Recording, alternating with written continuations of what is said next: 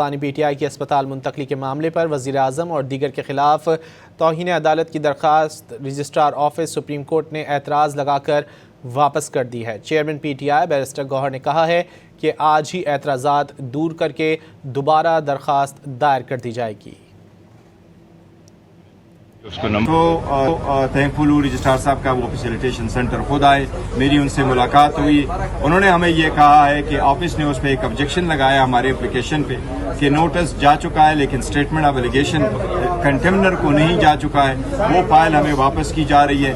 جو بھی ہے اینی وے وہ ہم آج فلفل کر دیں گے، دوبارہ فائل کریں گے اور انشاءاللہ تعالی آج اس کو نمبر الاٹ ہو جائے گا۔ ہم نے درخواست کی ہے کہ اس کی بینچ فارمیشن پہ اور اس کی ارلی ہیئرنگ پہ، اور اس کے لیے سیم بینچ کی کنسٹیٹیوشن آج ہی ہو جائے تاکہ پرسوں اس کی ہیئرنگ ہو جائے۔ اگر کل چھٹی ہے تو تھرسڈے کو اس کی ہیئرنگ ہو۔ خان صاحب کی صحت بڑا ضروری ہے۔ میں آج بھی ایک درخواست کروں گا آپ کی وساطت سے کہ سپریم کورٹ کے آرڈر کے مطابق فیملی ممبر کی ملاقات بھی ضروری ہے۔